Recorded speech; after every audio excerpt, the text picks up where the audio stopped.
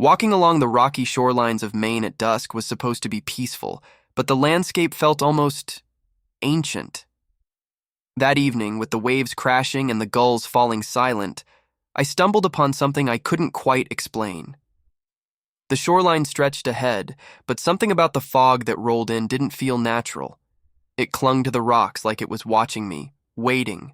I'd rented a small cabin nearby, excited for solitude and coastal air. Everyone I met had told me about Maine's beauty, but none had mentioned the stories about this coast.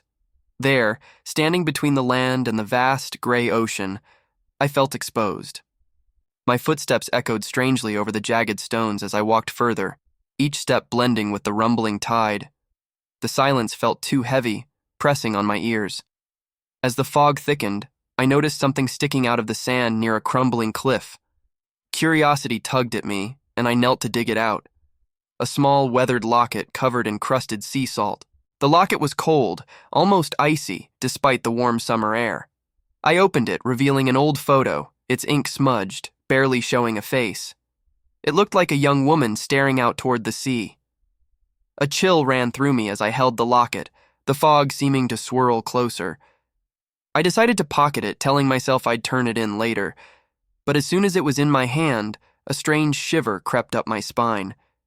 I continued my walk, my thoughts haunted by the photo's faint gaze.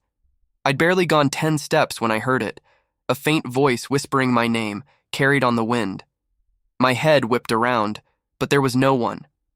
Only the dark ocean stretching endlessly, waves breaking against the rocks in an eerie rhythm. It almost felt like they were calling to me, urging me closer. Determined not to let my nerves get the best of me, I laughed it off. But the sound felt hollow, swallowed by the dense mist. I took a step back, suddenly unsure if I wanted to be there. Then, faintly, I saw a figure in the fog near the water. I blinked, trying to focus, but they vanished as quickly as they appeared. My heart raced as I tried to convince myself it was a trick of the light. I thought about the locket again, and a creeping dread filled me. This couldn't be a coincidence.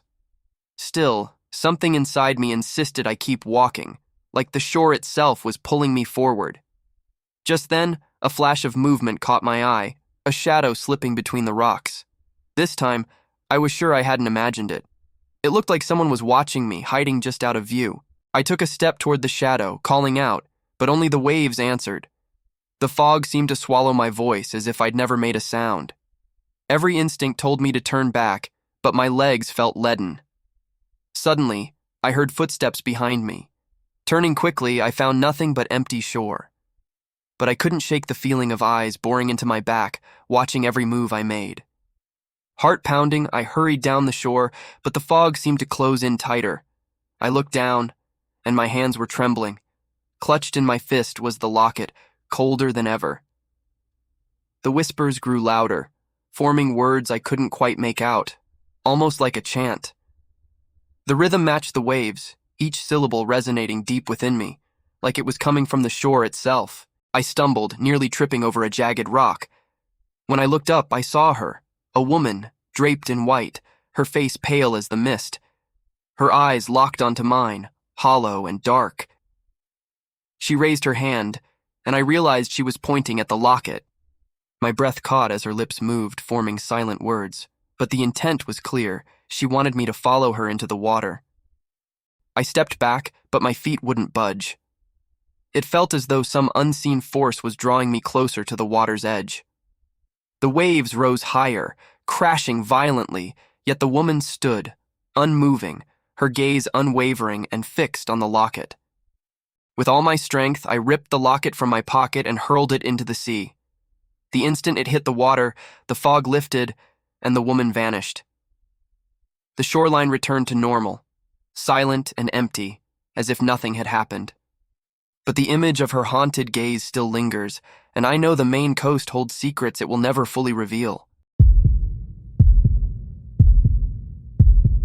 I'd always been drawn to the rugged coastlines of Maine, so when I found myself with a free weekend, I booked a small cabin right by the cliffs. The locals warned me about the old fishermen's tales, saying that some who ventured too close to the edge never returned. I brushed it off as small-town superstition. After all, I was just here for a quiet escape. On my first evening, as the sun began to set, I wandered down to the rocky shore. The air was thick with the smell of salt and seaweed, and the crashing waves were louder than I expected. It was peaceful at first, until I heard a low, mournful sound echoing over the water. At first, I thought it was the wind whistling through the rocks, but it had a rhythm, almost like a chant. The closer I listened, the more it sounded like someone humming, drifting from somewhere far out at sea. I shrugged it off and continued exploring, but the hum grew louder, filling the air with an eerie, hollow tune. The setting sun cast shadows across the rocks, making the shoreline feel more ominous. Just as I turned to head back, I spotted something tangled in the seaweed, a thick old rope, weathered and frayed. It was oddly tied, and my curiosity got the best of me. I knelt down to inspect it. As I reached out, a gust of cold wind swept over me, sending chills down my spine. The humming stopped suddenly, leaving only the sound of waves lapping against the rocks, as if the ocean itself was holding its breath. I stood up quickly, gripping the rope tighter than I realized. That's when I noticed something strange, a faint impression of footprints leading toward the water, only to disappear abruptly at the tide line. The air felt heavy as I stared at the prints, trying to shake the feeling that I wasn't alone. Then, from somewhere close by, I heard the humming again, but this time, it was unmistakably a voice. The tune was haunting, sad, yet oddly familiar. Against my better judgment, I followed the sound, taking careful steps down the slippery rocks, feeling as if I were in a trance. My heart pounded as I approached the shoreline, where a shadowy figure was barely visible in the dim light. It looked like a man, standing just at the water's edge, facing the open sea. I called out, but he didn't respond. The wind picked up, carrying his mournful tune right past me, sending shivers through my entire body. It felt like a warning, but I couldn't turn away. I crept closer, my pulse racing. He remained still, and his clothes looked torn, soaked from the ocean spray. I tried calling out again, louder this time, but he remained silent, his gaze fixed on the horizon. Suddenly he moved, lifting one arm to point out over the water. I followed his line of sight but saw nothing but endless waves. When I looked back, he was gone, as if he'd been swallowed by the fog. My heart pounded as I searched the shore, but there was no sign of him, just the waves and the eerie silence. Then I noticed something strange, an old, rusted fishing net lying where he'd stood. I picked it up cautiously, realizing it was tangled with pieces of what looked like ancient fishing gear. As I held it, I felt an overwhelming sadness, as if the weight of lost memories clung to the net. The humming returned, soft and haunting, echoing from somewhere deep within the ocean. I couldn't shake the feeling that the voice was calling me, pulling me toward the water. Just as I took a step forward, a wave crashed hard against the rocks, splashing icy water over my feet. In the distance, I saw a small, worn fishing boat bobbing in the waves, though no one was aboard. My hands shook as I dropped the net, stumbling back up the shore. The voice faded, but I knew I'd been lured to the edge of something far darker than I'd ever imagined, an echo of a fisherman forever lost at sea. I hurried back to the cabin, my pulse racing, unable to shake the image of the empty boat drifting in the distance. The next morning, I asked a local about the man I'd seen, describing his weathered clothing and the eerie humming. The old man nodded solemnly, telling me of a fisherman who'd been swept away decades ago, his boat found empty, floating near the rocks. They say his spirit still calls out on foggy nights, searching for a way home. And now, each time I hear the ocean's hum, I wonder if he's still out there, waiting for someone to answer his call.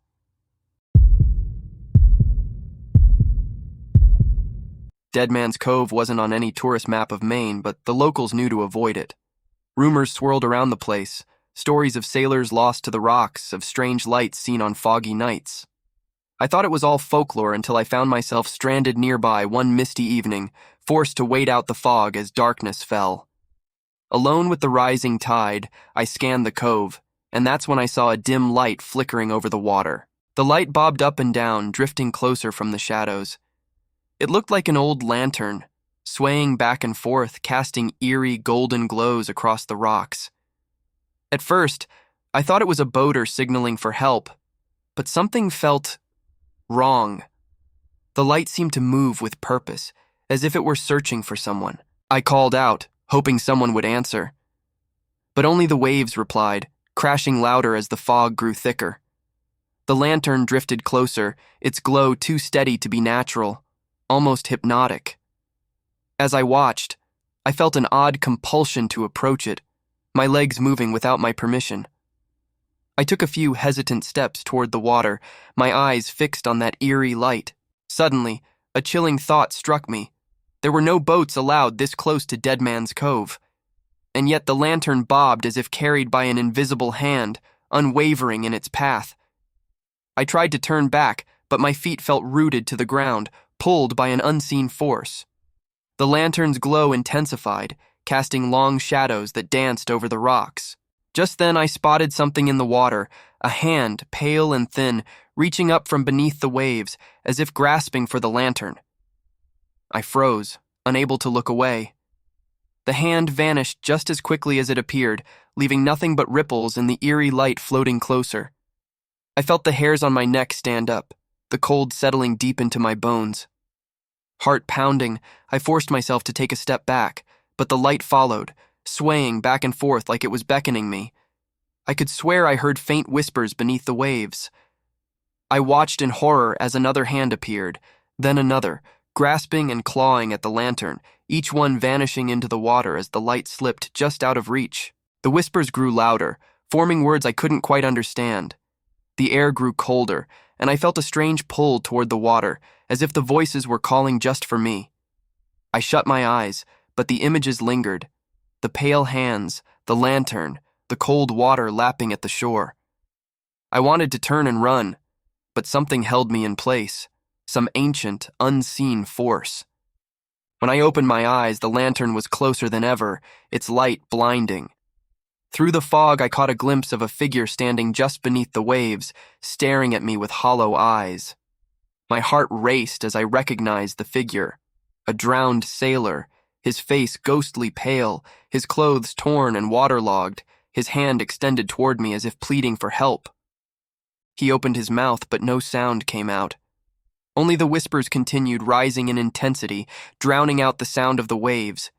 The air felt thick, like I was trapped in a nightmare. The lantern hovered between us, flickering wildly. I knew that if I took one more step, I'd be pulled under, lost to the cove just like the sailor before me. Desperate, I tore my gaze away and forced myself to back away from the water's edge, my feet sinking into the wet sand as I struggled against the pull. Just as I turned to leave, the light flickered one last time and vanished, plunging the cove into darkness. The whispers stopped, leaving only the eerie silence of the empty shore. I stumbled back to safety, never daring to look behind me, my mind reeling from what I'd witnessed. The next morning, I asked the locals about Dead Man's Cove, describing the sailor and the lantern. They exchanged knowing glances, telling me about an old legend, a sailor who'd drowned trying to save his ship, his spirit forever wandering the cove, searching for lost souls.